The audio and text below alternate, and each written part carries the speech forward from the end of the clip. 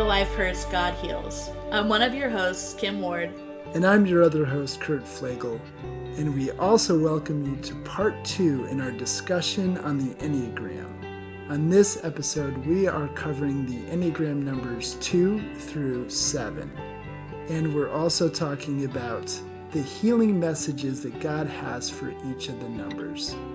We are confident you will find this information helpful as you continue to follow Jesus.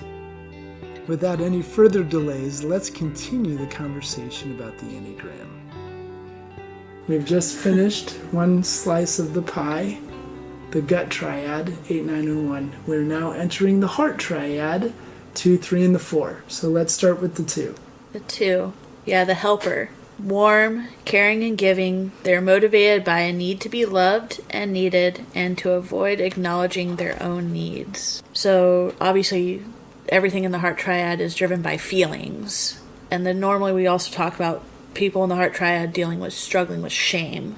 And so 2s focus outwardly on the feelings of others to avoid focusing on what's going on in themselves. Yeah, at their best, they're unselfish, altruistic, and they have unconditional love for others at their best. But they have to be careful because their biggest fear that underlies everything is the fear of being unwanted, unworthy of being loved, which that's also their greatest desire is to feel loved, right? And so the key motivator for a 2 is to want to be loved, to express their feelings for others so that they can be needed and appreciated. And that's why a lot of the helping, if they're not careful, can come from a place of wanting people to respond to them and vindicate their claims about themselves. Yeah, they get their identity, their sense of security out of helping and acting like they don't need help themselves. Because they don't express their needs, they can often get angry with people just because they didn't meet their needs the same way that they do for others. There can be an underlying feeling of, well, because I met your needs without you asking for it, then you should be able to do the same thing back for me, which is a dangerous trap to get into. Yeah. Something God has shown me in the last few years, right, is to hold to Him and nothing else. Jesus says God sends the rain on the righteous and the unrighteous. He causes the sun to shine on the just and the unjust.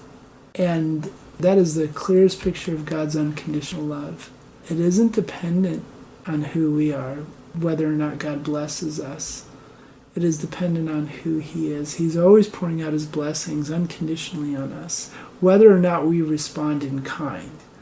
And so if we learn to hold to Him and nothing else, He who is always meeting us right where we are and loving us right where we are and accepting us right where we are, out of that overflow we can invest in other people without a need to get anything back from them or have them be appreciative or act in a certain way based on what we've given them and what our expectations are. That is the picture of unconditional love. And when a 2 is coming to God and allowing God to be the one who gives them everything they need, and when they come to hold to Him and nothing else, they're the best of us in living out of unconditional love. But the opposite is also true. Just like every number, when they're in a place of unhealth, it's the opposite. Everything they do is motivated by what they're going to get in return. Yeah, I always laugh because 2s and 9s outwardly look a lot like each other. We do the same thing but for different motivations. And heaven forbid you have a 2 and a 9 trying to decide where to go to lunch, because both want to meet the other's needs but for very different reasons. So when we talked about the gut triad, the gut triad is also known as the anger triad, and one number expresses the anger, one number suppresses the anger, and one number internalizes it. So what's the 2 when it comes to emotions? Yeah, so they externalize. So they focus outward, meeting others' needs to avoid dealing with their own. And that can be hard, can't it? When you get so tangled in what other people are feeling, you get confused between what another person's emotions are and what yours are. That's entanglement, right? You're so tangled up. It's like a circle sitting on top of another circle. They look like there's only one circle there when there's actually two. They're so entangled. And that's the thing with the two. They're very good at being empathetic and feeling what other people feel, that they can get so tangled up in other people's feelings that they don't know what emotions are theirs and what are the other person's. Yeah, not to mention, since they're not acknowledging their own needs, they are often exhausted, which then leads to more anger and more frustration about their needs not being met because they can't verbalize their needs, because that would be selfish. So they get stuck in a loop of giving and giving and giving away for not necessarily the right reasons, and then getting more and more frustrated as they find themselves with a lower and lower and more empty tank because the needs that they have are being ignored and pushed aside. How about the 3? Yeah, so also known as the performer or the achiever, depending on which source you're going for. So the performer, success-oriented, image-conscious, and wired for productivity. They're motivated by a need to be, or at least appear to be, successful and to avoid failure. They are the ones that suppress their feelings. It can be extremely hard for a 3 to tell you what they're feeling because they are not aware, because they keep suppressing it and pushing it down, which is really fun when they're unhealthy. And everyone knows they're upset or hurting except for them. So at their best, they're self-accepting, authentic. They seem to be role models who inspire others. They get stuff done, that's for sure. Yeah, which is great. This is where the 1 and the 3 can look alike. They can seem to be pretty perfectionistic. But for the 1, it's the motivator is they really do hate imperfection. With the 3, it's that their fear is being seen as something other than valuable because their fear is of being worthless. The 3 is the one that says, if you really knew the real me, you wouldn't want anything to do with me, right? So their basic desire is to feel valuable and worthwhile, and so they see doing things, not necessarily for people like the helper, but just achieving, looking successful, and looking like they have it all together will cause people to love them. Yeah, because they really do tend to look like they have it all together. But what we haven't talked about, which is all these numbers, part of why they're so fluid is you have a number you go to when you're healthy and a number you go to when you're unhealthy. And those poor 3s, they go to my 9 in unhealth. So suppression again. Yeah, 3s, 9s, and 6s kind of got stuck on the suppression train.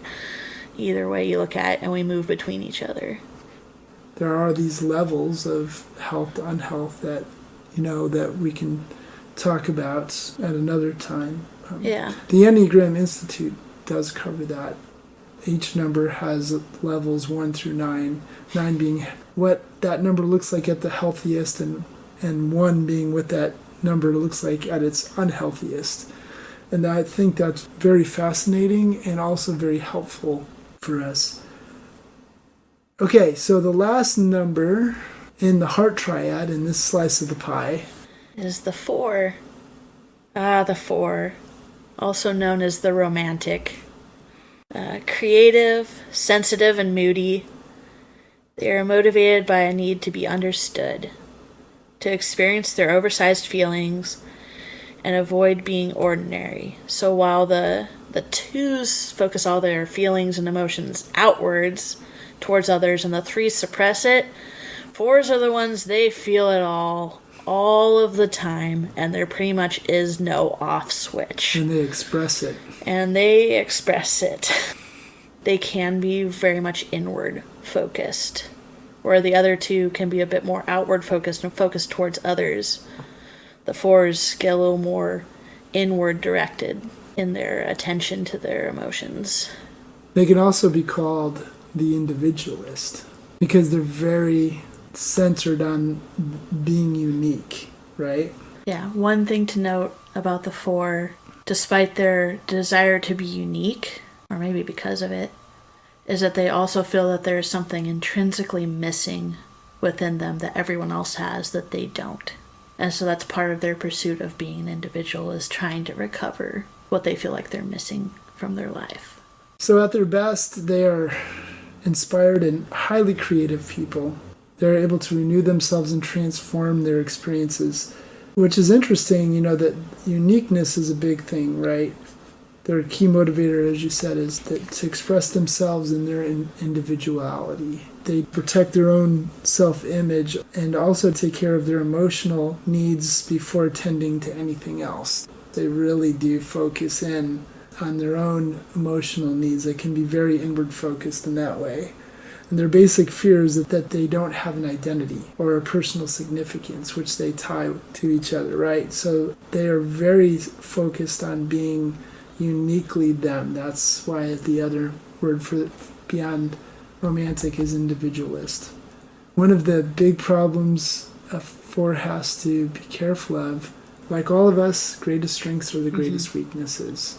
Greatest strengths for a 4 is they are honest. They are one of the most honest numbers about themselves. They are very self-aware of what's going on, very honest about what they're feeling, and that's also their greatest weakness, because they feel like, and I mean it is a strength too, that they feel everything, and that's good. Like other numbers suppress it. They don't. They feel it. But the weak side of that, and there's always a dark side, for every strength has its weakness, and their weakness is that they are what they're feeling. Whatever that feeling is, that's them. What they feel is who they are. Yep, and that's dangerous because our feelings are not always telling us the truth. Right. And our feelings change, which is part of not telling us the truth, because we can feel something in a moment and feel something completely different in another moment, which is the case for a 4. They're the ones that feel more emotions in an hour than most people feel in a week or a day, Yeah.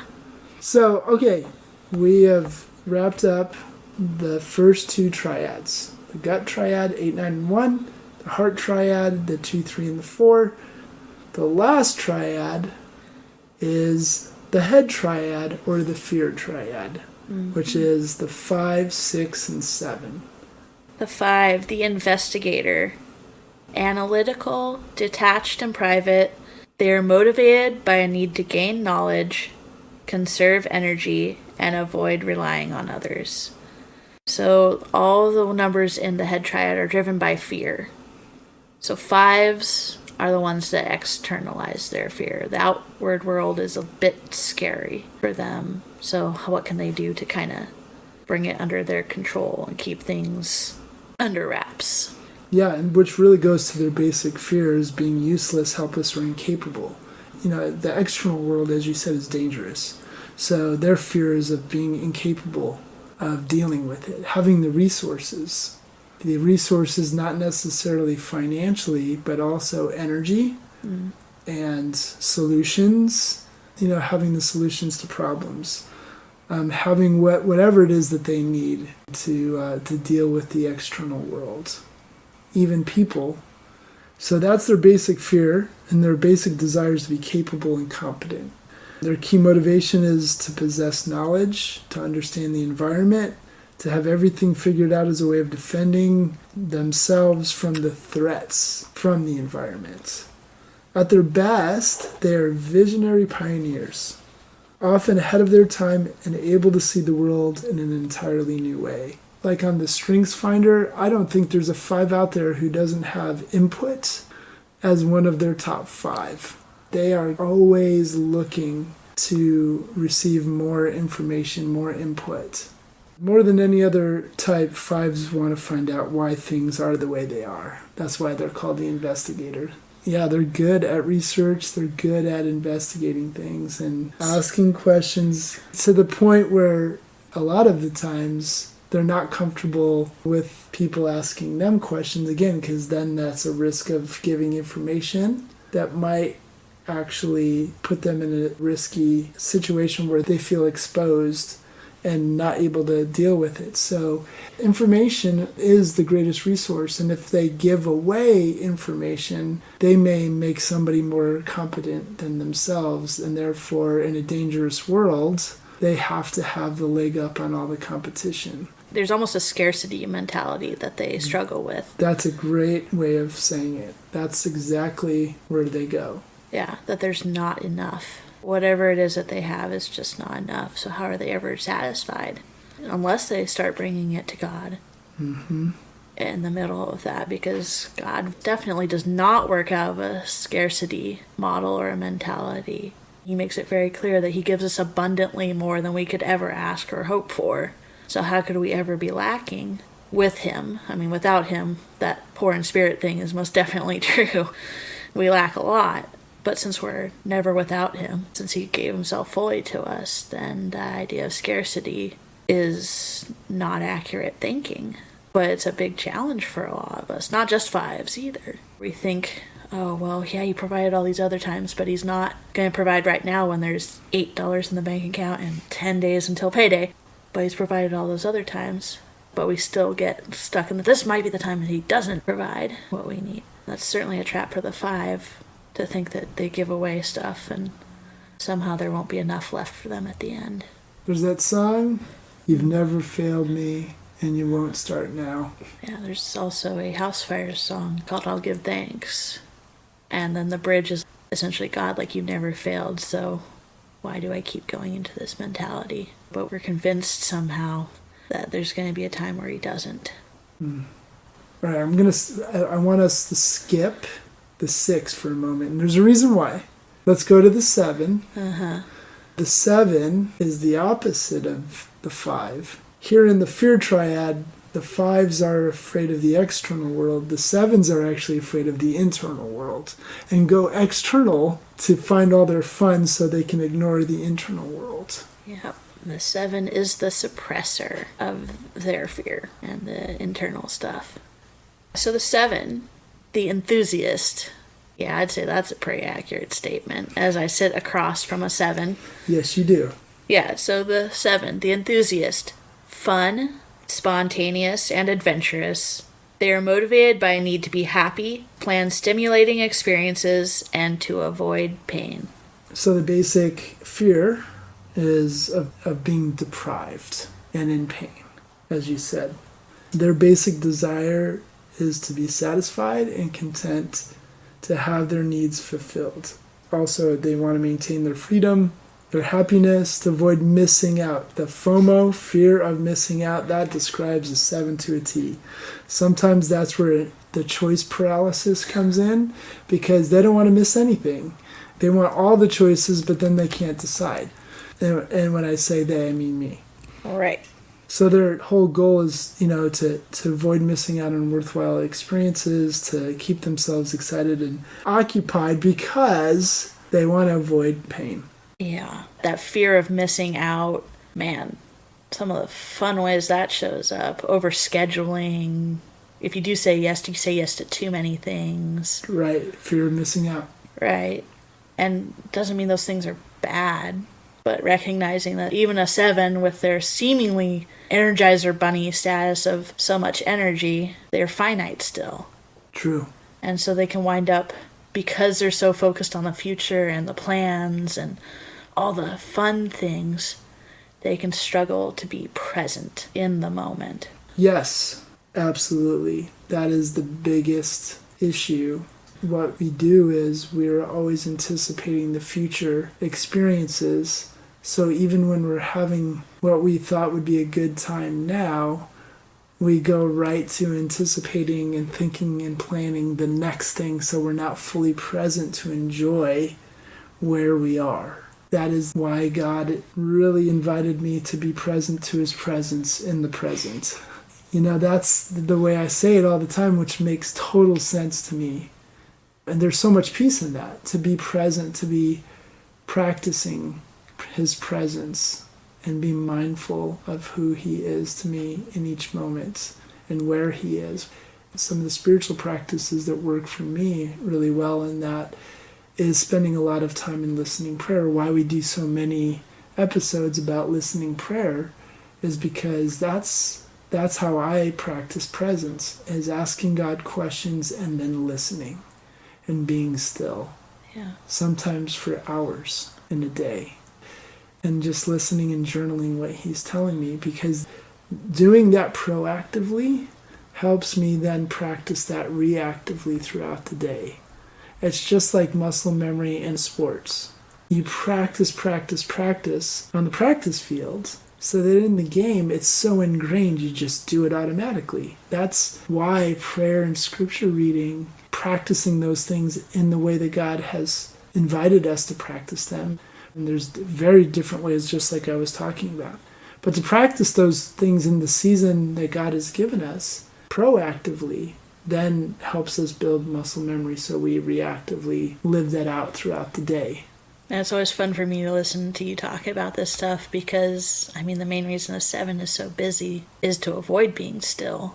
Is because when you're still, then you have to become aware and face all the things you spent all that energy running from in the first place. Right, the pain. Yeah. The discomfort, the insecurities. Let's face it, 7s don't have a monopoly on running from pain. No. By any stretch. No, but we make it an art form. Oh yeah, I know. It's pretty. Which is really a miracle in itself, that the guy who is doing a show like this is an Enneagram 7. Once again proving how God works with a 7 and a 9, the two numbers that are really good at running and hiding and not being aware.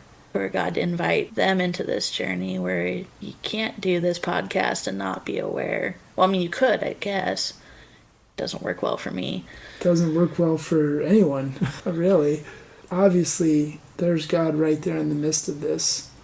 Yeah, at their best, though, a 7 focus their talents on worthwhile goals, becoming appreciative, joyous, and satisfied, content, present. So, there's a 7. Now we go back one number, and here's the reason why I was holding the 6 for last. Because the 6 has a special talent, and not in a good way, that we needed to talk about, but we needed to do that in reflection of the 5 and the 7. Where the 5 is afraid of the external world, and so they go internal. And the 7 doesn't trust the internal, their capability of dealing with the internal world, so they go external. The 6 is in an unenviable position. Oof. That they don't trust the external or the internal. They're probably the most neurotic number out there. Poor 6s, and I'm married to one. So I know a lot about this issue. 6s, again, though, there's a lot of strengths to them, so let's just get into it and talk about the 6. The loyalist. Committed, practical, and witty. They are worst-case scenario thinkers who are motivated by fear and the need for security. Ironically, despite not trusting either the external or the internal world, they are internalizers. They direct all their fear inward first, which sounds exhausting, and I do occasionally get to experience the fun thing of that, because when 9s are being unhealthy, they look a heck of a lot like 6s.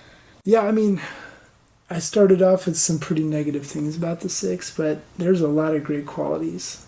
They are problem solvers. They're afraid of the future, of what's coming. Like 7s, we look at the future in an optimistic way, right? But 6s look at the future and just see, a huge ball of crap rolling downhill towards us. So they are going to prepare.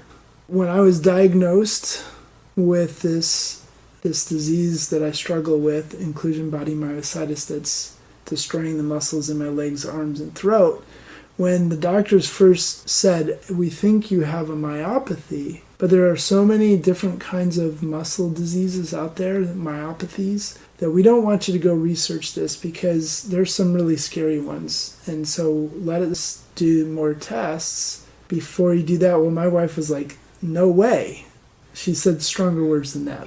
But she's like, there's no way I'm listening to that, because for her, the research is what comforts her. To be prepared for what's coming is actually what calms her down. To not know what's coming and not be prepared for what's coming will keep her fearful. So for 6s, preparation, knowing what's coming, facing what's coming, and preparing. So a 6's basic fear is that they are going to be without support or guidance. Their basic desire, therefore, is to have security and support. Security is huge for a 6. That's their key motivation. They do everything to feel secure, to feel supported by others, to have certainty about their security, to be reassured that everything's going to be all right. A big part of their key motivation is the fight against anxiety and insecurity.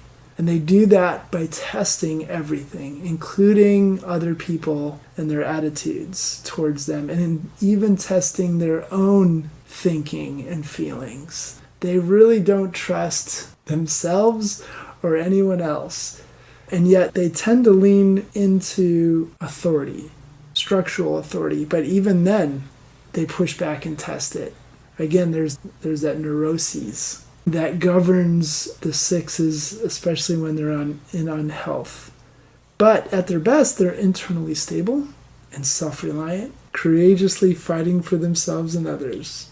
They are called the loyalist for a reason. Yes, why I cannot. Yeah, that's the greatest strength. How could I forget that? That's true of my wife. Like when we were moving from Las Vegas to here on the central coast of California, the women in the church community where we were serving and committed wanted to do something for my wife, and one of the things they wanted to create was something that had a word that really described her. And they asked me, if you could use one word to describe your wife, what would it be? And I said loyal, without hesitation.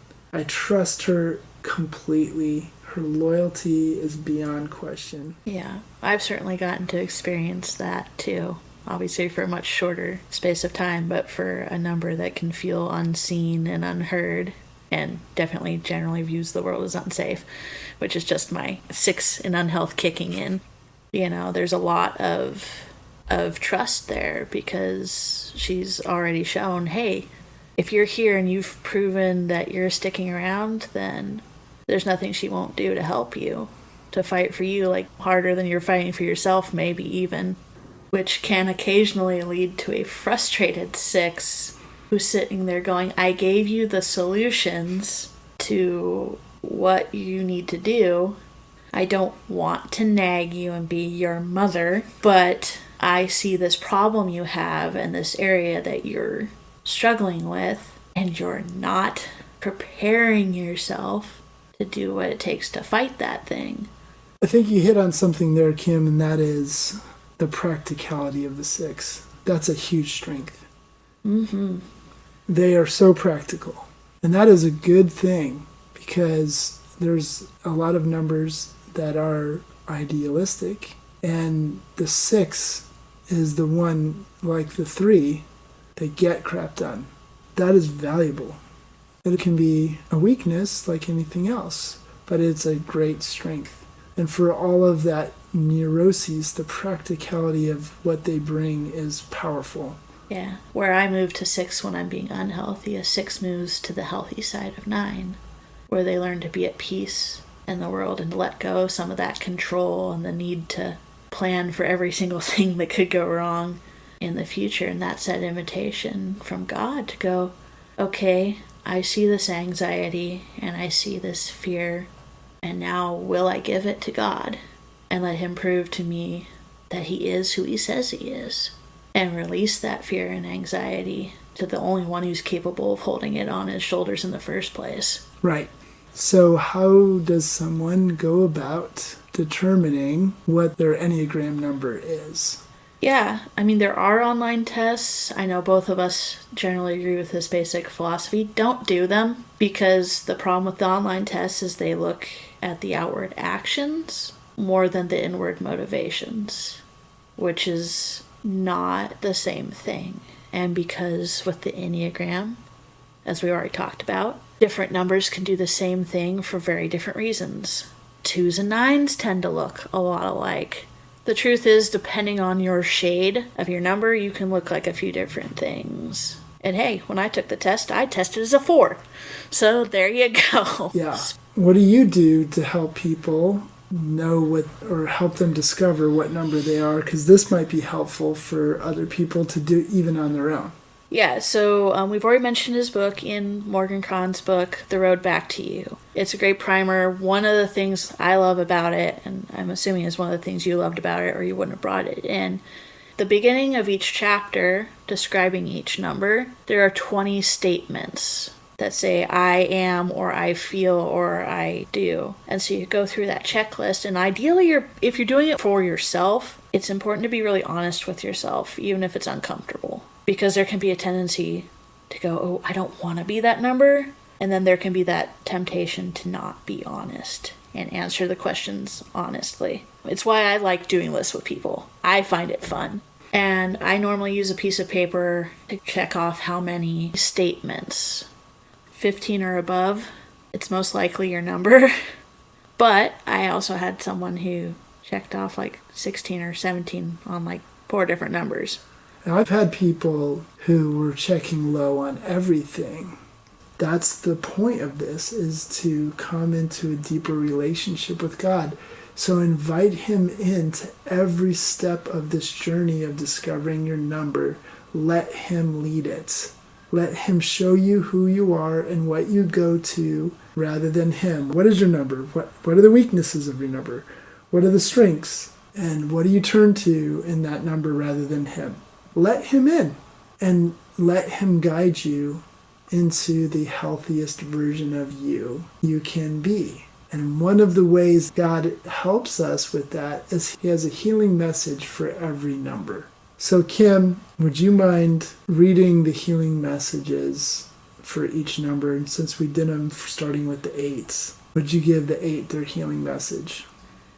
All right, the healing message 8s need to know, believe, and feel is this.